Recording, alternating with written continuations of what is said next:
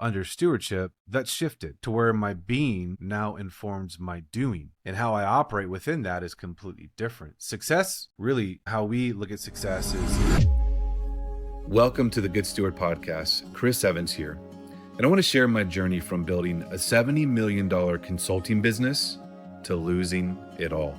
Together, we're going to explore the lessons of loss, burnout, and redefining success, finding true peace, joy, and contentment along the way.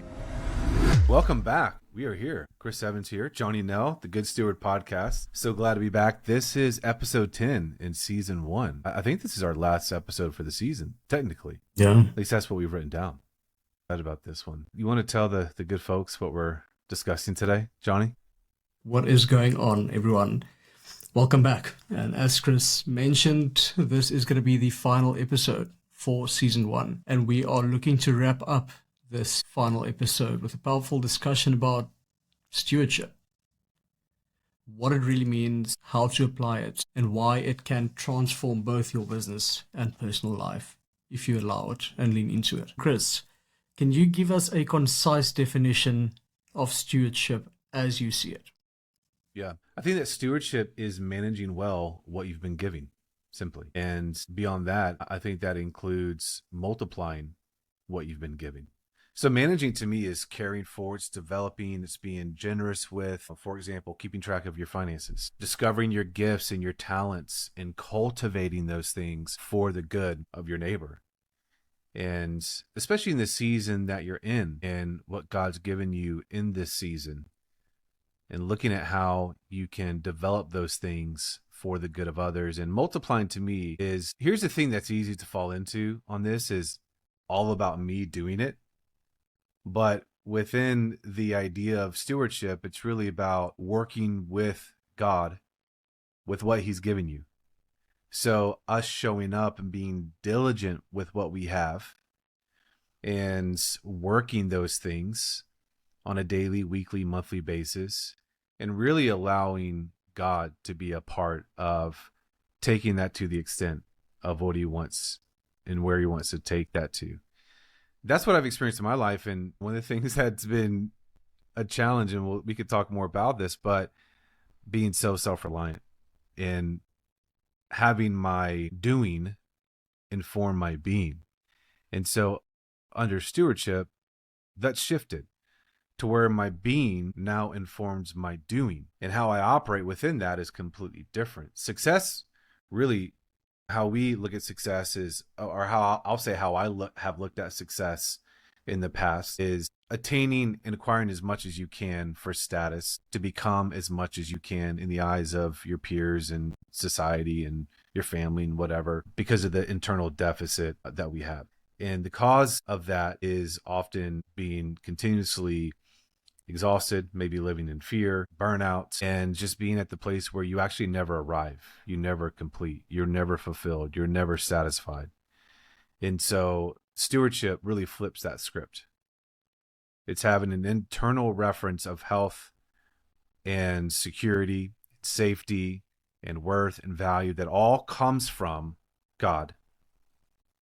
We are fully complete in Jesus, and therefore we have so much abundance that we now can operate from a place of peace and joy and contentment. And the word I'm going to use is slowness, but it's really just the opposite of hurry.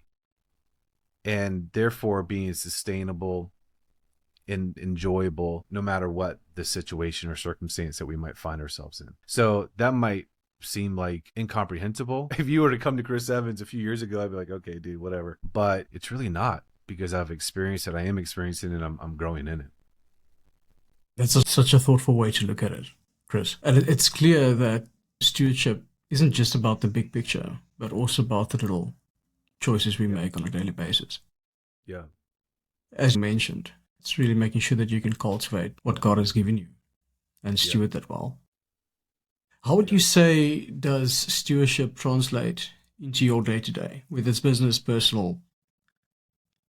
What does that look like? It's such an interesting thing, man, because Success Chris, that's what we'll just call him, Success Chris, is so different because he was all about control to such a high degree. Stewardship, Chris, is really about being open-handed and letting go.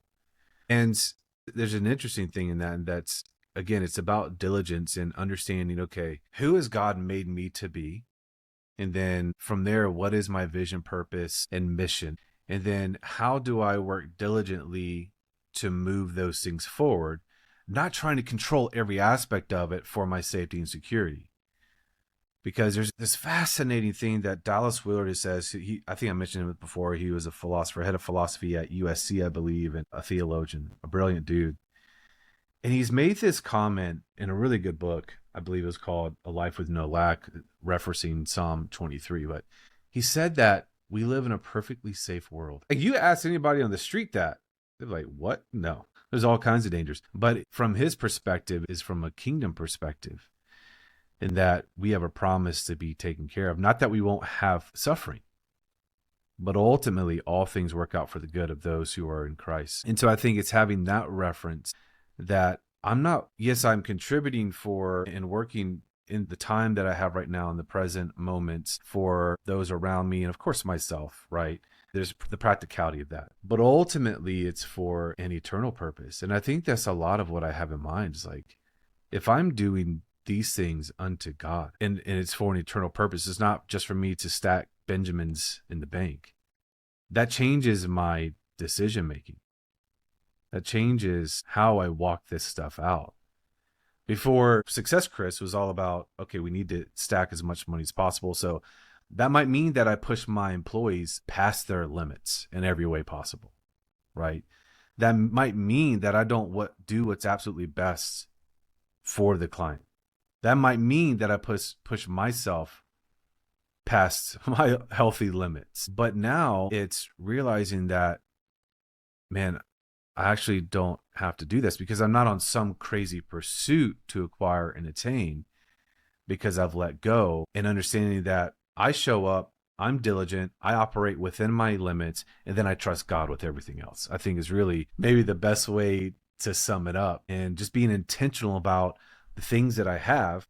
And I'm processing through this still. And I think this is going to be a thing that I just go through for years and really continue to refine this. But it's being intentional about discovering, getting awareness on what I have and how I can actively contribute that to other people, versus how do I acquire and hit the next high and become the man. I don't care about that stuff anymore. I care about being faithful with what I have. That's so good, man. Thanks for sharing that, Chris. What are some of the biggest challenges you faced in this new form of stewardship approach? We're so shaped and we're so formed by our environment and our culture in our society. And there's a value system in that. And a lot of that is the value, really, people, not necessarily value, but people adhering to fear and scarcity, that worldview that we talked about before.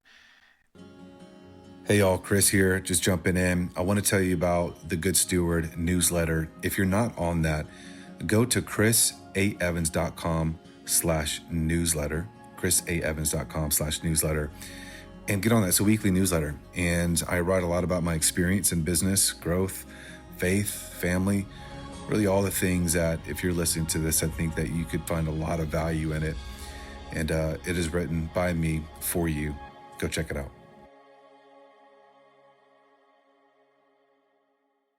And I'd say just allowing myself to let go of that value system, allowing myself to realize that my value is not attached to acquisition or status or attaining things, and not measuring myself by the measurements of the world and in society that is not healthy. And this might be the hardest thing, honestly, is not being in a hurry. Before, dude, I was in such a hurry to acquire and hit the level and do the thing, and just my posture was hurry. And so even though I had, quote, margin of money and time, I always filled that up. And it's a really interesting conundrum, because you pretty much go to anybody on the street and say, what's your dream and what does freedom look like to you? And I'd say most people would say time to do what they want. But given that time, we quickly fill it up with other things. And so that's been a lot of work. to allow myself to actually be okay with myself, to when I have the time in the margin to let it be and not feel like I have to fill it up with other things. Because man, so much of my value I feel like has come from my production.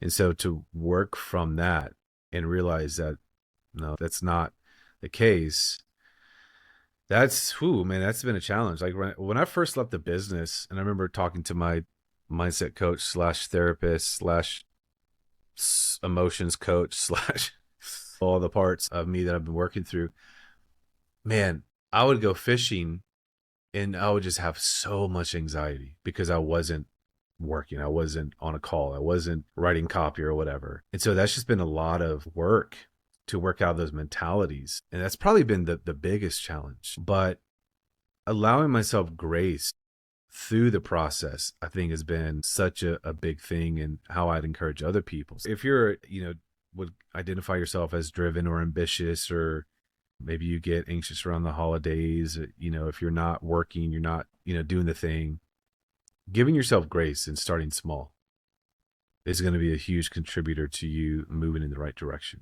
And that's what it's about, man. It's about moving in the right direction and not being done today, because that's just not how we are as humans. We're so deeply affected and wired by so many things, generational things, environments. And so it just takes time to work through that process. So yeah, it's a crazy one, man. Letting go of all value systems is definitely a challenge. When we start out in business and we're looking to pursue whatever it is we need to in order to get the life we thought we want, and coming to the realization that money is just the byproduct of the choices that we make and how good we steward what we have at our disposal. But it's not tangible. It's not identity. It's not who we are. And once you get to that realization, it's very tough. I would most certainly encourage anyone who gets to that epiphany to really hope that they do so as quick as possible. Because it's a hard fall, as shared throughout all of these episodes. Hopefully everyone listening to this can take that in and understand that to make money it's not a hard thing to do. What's really hard is to work on yourself first, and then to re-steward what you will essentially be tested with again. So well done for that, Chris. Man, it's not easy. How has this approach affected outcomes in your personal and professional environments? It's interesting. There's so much talk in debate about, can money buy happiness, right? Like, yeah, those two camps. But there's a lot of scientific evidence behind the effects of generosity being directly connected to happiness and fulfillment. And I'd say that it's interesting when you look at his success. Chris had way more money, way more notoriety, way more all those things that we typically value in the entrepreneurial community, way less happier, way less fulfilled. And so where I'm being, I'd say, more intentional in directing my generosity, not just finances when that's appropriate, but my time and my emotions, and containing space for people, and looking at how I can contribute what I have to other people. Man, I just feel there's a greater potency of happiness and fulfillment and joy in that. And not only that, it feels way more sustainable. Feels like I could do this forever, right? There's just like a beautiful potency to it, like a fuel that just it's not going to run out, because one, it's from my true, genuine self. And I feel like it's things that are within my abilities to do. I'm not trying to exert myself to sustain or maintain something that is even false, right? Which I would say was much of success, Chris. There was a maintaining of a mask, of a presence, of a thing, the success elements. And a lot of that stuff I'd say all the things that we accomplished were true, but the reason why I was doing it, right, was, I think, to keep a presentation of what I wanted people to perceive me to be, which was successful and all those things. And so now allowing the kintsugi process, the brokenness and the being put back together, and then identifying, okay, who am I truly? Who has God made me to be? And if I were to assume that God is going to take care of me, and there's a lot of stuff I still wrestle with that I have questions about, and I'm reading on and processing on, but assuming that God will take care of me and in him I have no lack, man, that really changes everything in how I proceed forward. And living from a place of margin, now I have a lot more availability to give time and attention, especially to my kids. So I've got my 2 older kids, Liberty and Jacob, they're in Hawaii right now at a discipleship school. And I've got my 2 younger boys, Jaden and Judah, at home. And something really profound happened last night. Jaden is 15 and very smart, intelligent, but he's quiet, a bit shy. Judah he'll be 14 next month. And man, just such great guys. And I'm seeing so much fruit in their lives. That's just, I don't know. If I had not gone through this process, I just don't think that the fruit would be there with them. Yeah, I might have a lot more money in the bank. I might have another business. I might be on more platforms, but at what cost? Especially the things that are most important. So the thing that was really profound last night, and I was thinking about this, and I was just thinking of like how I'm grateful for it, is I was just having a conversation with Jaden, and we were just catching up. And so just to have an awareness and the emotional capacity to just sit down with them and say, hey, what's going on? Tell me, how are you doing? So that's number one. That's like a massive win and really beautiful thing. Like Success Chris wasn't the case. He was not emotionally available to hold that space, number one. Number two, for Jaden to feel so safe to share his deepest things was just like, and number three, for me to have patience and to listen and to respond well and just to have that connection with them. And I just said, I love you after our conversation. And Jaden is not, it's so funny. Sometimes I call my kids names that are not their names, but Jaden is not, he's not like a touchy guy. And so I just opened my arms and he just held on to me for quite some time. And we just hugged, and it's like, dude, like everything that I've gone through, it was worth that to get to that place. And yeah, that's how this approach is effective. That's so beautiful, though. That's really awesome. What I liked about what you said earlier about everything that was accomplished was the truth. You know, it's just the reason behind it wasn't. It's inspiring to hear that, because I think a lot of people listening might come to the place of realizing that they're currently positioned there. And fulfillment isn't tied to the size of the business, but the intention behind it. It's so good. And marrying that, what you just said, with our worth not being attached to any size. It could be so small, but the reward is so great, so profound. And I think that's something I'm still working through and going through, because so much of my reference was that your value and all those things are directly correlated with the size of what you're doing. But from a kingdom of God perspective, that is absolutely not the case.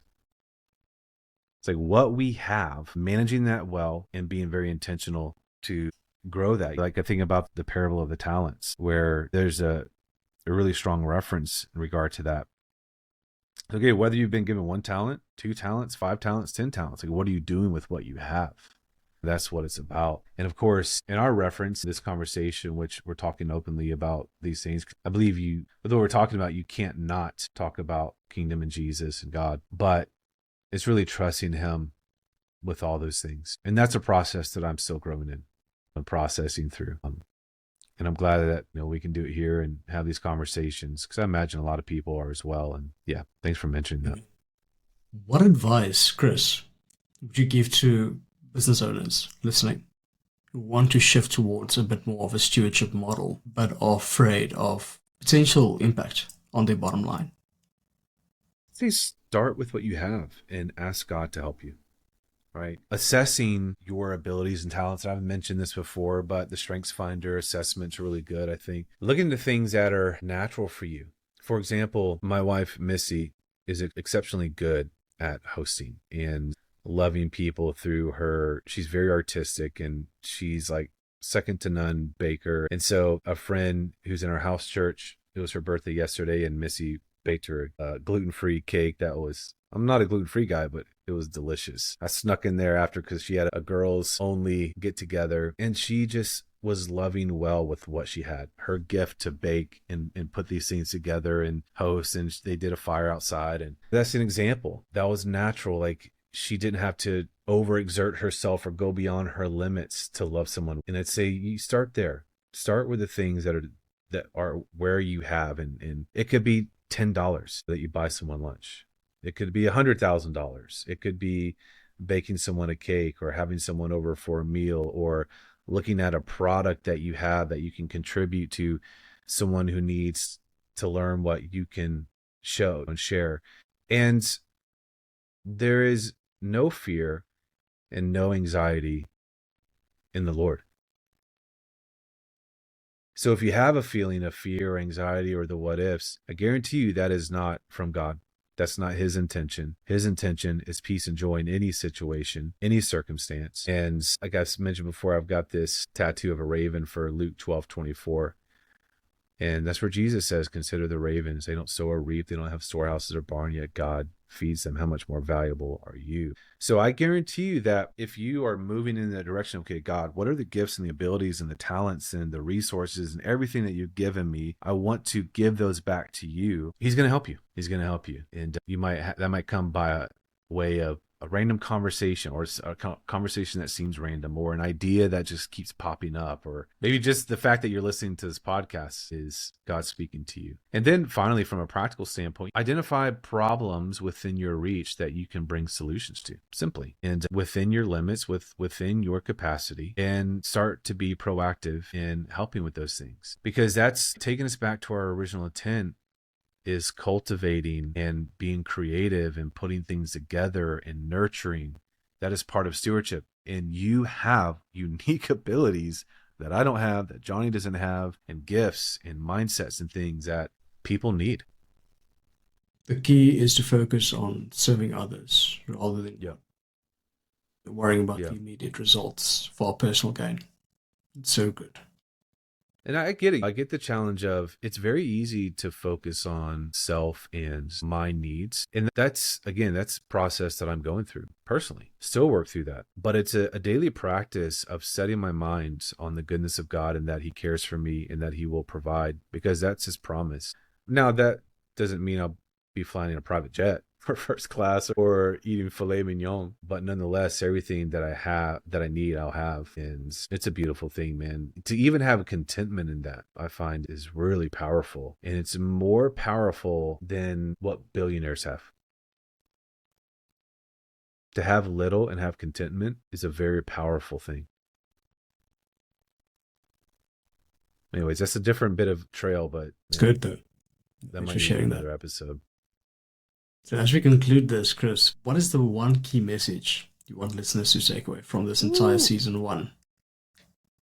Yeah, I would say allow yourself to normalize peace and joy and contentment through discovering your true identity and purpose, and then utilizing what God has given you to serve others well. That's powerful. It's very powerful. What scripture, Chris, are you ending the season with? 1 Peter 4:10. As each has received a gift, use it to serve one another as good stewards of God's varied grace. Yes. So good. Chris, thank you for such a meaningful conversation, man. And as we're wrapping up the season so beautifully, I hope everyone listening feels inspired to live out of these principles of stewardship in their own lives. And guys, we'll see you in season 2. Very excited for that. Chris, is there anything else you'd like to share while we're still on it?